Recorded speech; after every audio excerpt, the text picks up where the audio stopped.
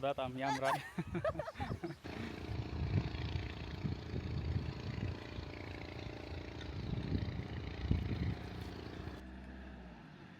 ሰላም ሰላም፣ እንዴት ናችሁልኝ የተከበራችሁ የቻናሌ ቤተሰቦች?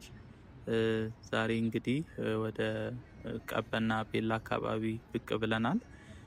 እንግዲህ ሰምታችሁ ከሆነ ባሳለፍነው ሳምንት ኢትዮጵያና የጣሊያን መንግስት የቀበናን ወንዝና በዙሪያ የሚገኙ ገባር ወንዞችንም ለማልማት የ5 ሚሊዮን ዩሮ ወይም ደግሞ የ300 ሚሊዮን ብር ድጋፍ ተደርጓል።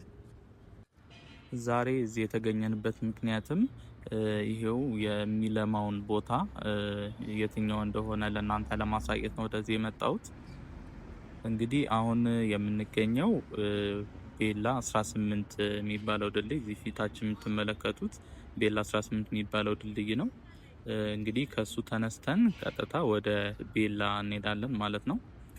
እንግዲህ ይሄ ፊርማ የተደረገው በጣሊያን መንግስትና በኢትዮጵያ የፋይናንስ ሚኒስተር በአቶ አህመድ ሽዴ በኩል ነው። እንግዲህ ፎቶ ላይ ምናልባት አይታችሁት ከሆነ የሆነች ግድብ አለች። ይቺኛዋ ከፊት ለፊታችን የምታዩት ማለት ነው የቤላ። እዚህ አካባቢ ሆነው ነው እንግዲህ የፊርማ ስነስርዓታቸውን ያደረጉት። ስለዚህ መጀመሪያ ይሄኛውን ተመልክተን ከዛ ደግሞ ወደ ቀበና እንሄዳለን ማለት ነው። እንግዲህ ለቻናላችን አዲስ የሆናችሁ ሰብስክራይብ በማድረግ ቤተሰባችንን ተቀላቀሉ። ቪዲዮንም ላይክ እና ሼር በማድረግ ለሌሎችም እንዲሁ ተደራሽ እንዲሆን እናርግ።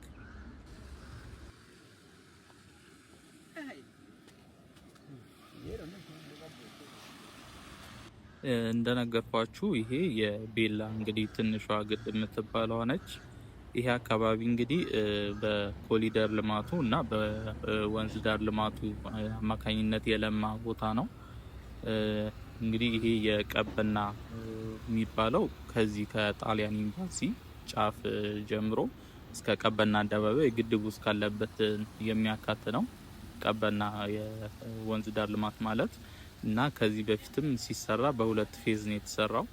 የመጀመሪያው ከጣሊያን ሲጫፍ እስከዚህ አሁን እኛ እስከተነሳንበት ቤላ 18 ድልድይ እስከሚባለው ማለት ነው ፌዝ 1 እሱ ነበረ።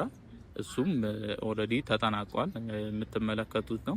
ፌዝ 2 የሚባለው ደግሞ ከ18 ማዞሪያ እቺ 18 ድልድዩዋ እስከ ቀበና አደባባይ ወይም ደግሞ ግድቡ እስካለበት ድረስ የሚሸፍን ሲሆን እሱም ያው በጣም በፈጣን ሁኔታ እየተሰራ ነው የሚገኘው።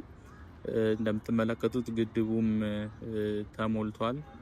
መግቢያው ላይ ታችሁት ይሆናል ምናልባት። እንግዲህ ውሃው ሞልቶ በላይ እየፈሰሰ ነው የሚገኘው።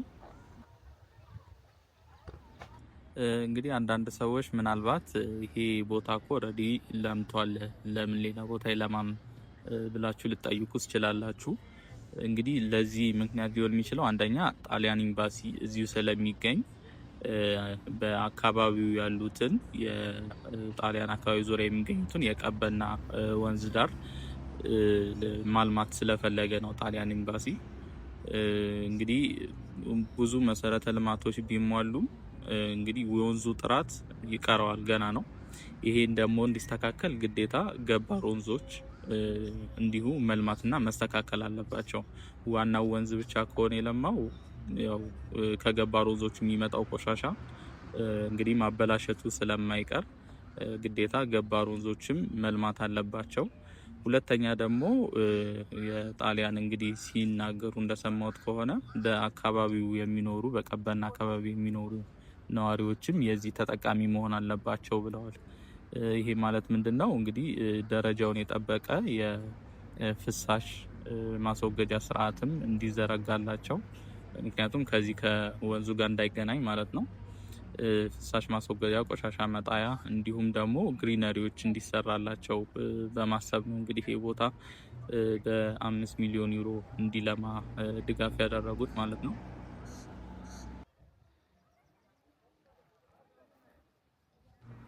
ጣሊያን ኤምባሲ የሚገኘው እንግዲህ ከዚህ ከዛፎቹ ጀርባ ነው የሚገኘው። የምትመለከቱት እንግዲህ የኢትዮጵያና የጣሊያን ባንዲራ ነው። የአባይ ግድብም ይታያል ምስሉ ላይ። እንግዲህ ይሄ ጥልቅ ቁርኝነት እንዳላቸው ነው የሚያሳየው። የጣሊያን መንግስት እንግዲህ በአካባቢው የሚገኘውን ኢትዮጵያ የሚገኘው የኤምባሲው ለማልማት ያለው ፍላጎት በጣም የሚደነቅ ነው። እንግዲህ የጣሊያኑ አምባሳደር እንደዚህ አይነት ውሳኔ ለመወሰን የቻሉት በአዲስ አበባ ውስጥ በተለያዩ ቦታዎች የተሰሩትን የወንዝ ዳርና የኮሪደር ልማቶች ተመልክተው ነው እንግዲህ ይሄኛውን እንደዚህ ለማልማት ሀሳብ የመጣላቸው። ከዚሁ ጋርም ተያይዞ በቀበና ወንዝ ዙሪያ የሚገኙ ወደ 9000 የሚሆኑ መኖሪያ ቤቶችም ያው ተጠቃሚ እንደሚሆኑ ቀደም ብዬ ገልጬላችሁ ነበረ። ከዚሁ ጋርም ተያይዞ ለሴቶችም የስራ እድል እንደሚፈጠር ጠቅሰዋል። እግረ መንገዳቸውንም ከዚህ በፊት እንደነበረው ይሄ በወንዝ ዳር ልማት ስም እንደዚህ መፈናቀሎች፣ የካሳ ክፍያ ቅሬታዎች እንዳይነሱም እንደዚሁ ሀሳባቸውን አካፍለው ነበረ።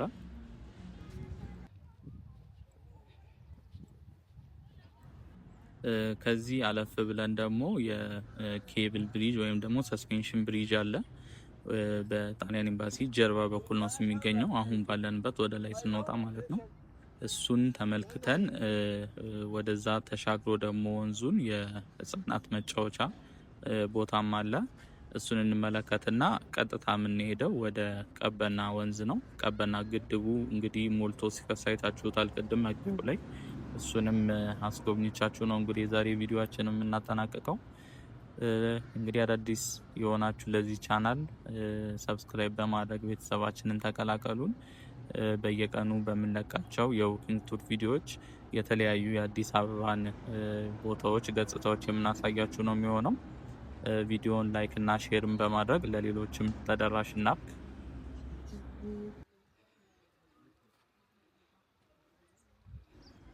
ይህ አካባቢ እንግዲህ በጣም ነፋሻማና በጣም ደስ የሚል ቦታ ነው።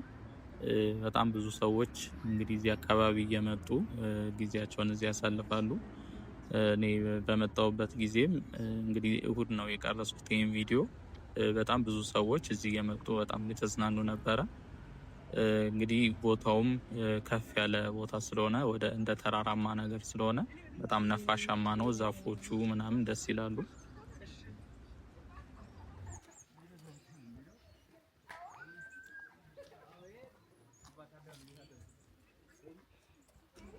ይሄ የምትመለከቱት ቅድም ሰስፔንሽን ብሪጅ ወይም ደግሞ ኬብል ብሪጅ ያልኳችሁ ነው። ረጅም ነው በጣም ወደዛ። እንደምታዩት እዚህ ጋር በአንዴ መያዝ የሚችለው ሰው 100 ሰዎች ነው በአንዴ መያዝ የሚችለው። እዚህ ተመልከቱት ምን ያህል ረጅም እንደሆነ።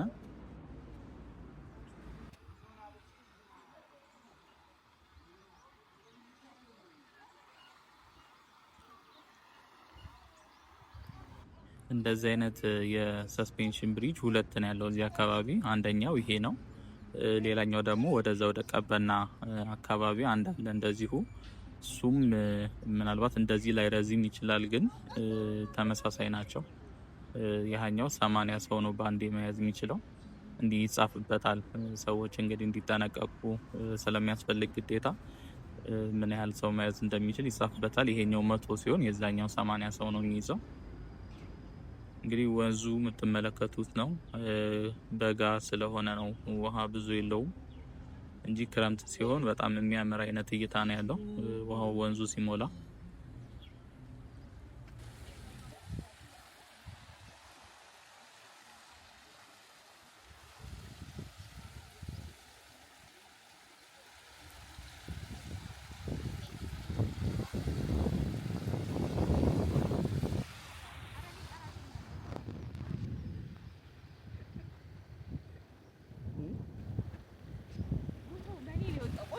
በጣም ያምራል።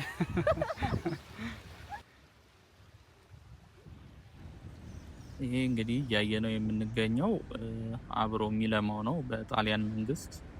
ኦልሬዲ እጅግ ውብና የሚያምር ቢሆንም እንግዲህ ተጨማሪ የወንዙ ጋር ተያይዞ የሚሰሩለት ብዙ ስራዎች ይኖራሉ ማለት ነው። እንግዲህ እየተከታተልኩ የማሳያችሁ ነው የሚሆነው ለውጡን ከጊዜ ጊዜ እየተሰራ የሚገኘውን። በነገራችን ላይ ይሄ ፕሮጀክት ከጣሊያን መንግስት ጋር የተደረገው ውል በ24 ወራቶች ውስጥ ተሰርቶ እንደሚያልቅ ነው። በ4 ወራቶች ውስጥ ይጠናቀቃል ተብሏል።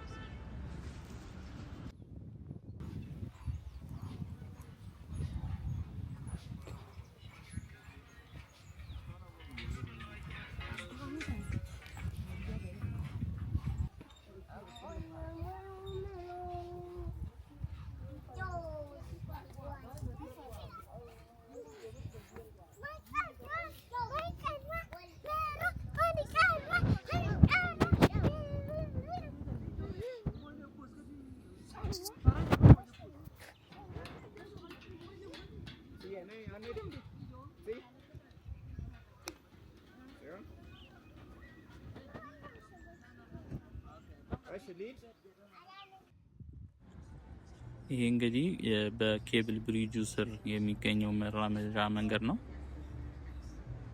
ከስር በኩል እንግዲህ እንደምታዩት ነው። በጣም የሚያስፈራ አይነት ነው። ምናልባት ከላይ ሲሆን ላይ ታወቅ ይችላል እንጂ ረጅም ነው በጣም እንደምታዩት። እንግዲህ በዚህ በኩል አልፈን አሁን ቀጥታ የምንሄደው ወደ ቺልድረን ፕሌይግራውንድ ወይም ደግሞ የልጆች መጫወቻ ቦታ አለ። ወደዛ እንሄድና እሱን ተመልክተን እንዳልኳችሁ ቀጥታ ወደ ቀበና ግድብ እንሄዳለን። እሱን ተመልክተን ነው እንግዲህ የዛሬ ቪዲዮአችን የምናጠናቀቀው። ምናልባት ጊዜ ሳይኖራችሁ ቀጥታ የግድቡን ፓርት ብቻ ማየት የምትፈልጉ ከሆነ ዲስክሪፕሽን ላይ ታይም ላይን አስቀምጥላችኋለሁ። እንግዲህ የግድቡን ያለበት ታይም በመንካት ቀጥታ እዛ ሊወስዳችኋል። እሱን መመልከት ትችላላችሁ። ለቻናላችን አዲስ የሆናችሁ እንግዲህ ሰብስክራይብ በማድረግ ቤተሰባችንን ተቀላቀሉ። ላይክ እና ሼር ማድረግም እንዳይረሳ። ሀሳብ አስተያየት ካላችሁም ኮሜንት ላይ ያስቀምጡልኝ። የዚህም ፕሮጀክት ፕሮግረስ እንግዲህ በየጊዜው እየመጣው ማሳያችሁ ነው የሚሆነው። ምን እንደተሰራ ምን ለውጥ አለ የሚለውን አሳያችኋለሁ። እስከ መጨረሻው አብራችሁን ቆዩ። መልካም እንግዲህ ጉብኝት።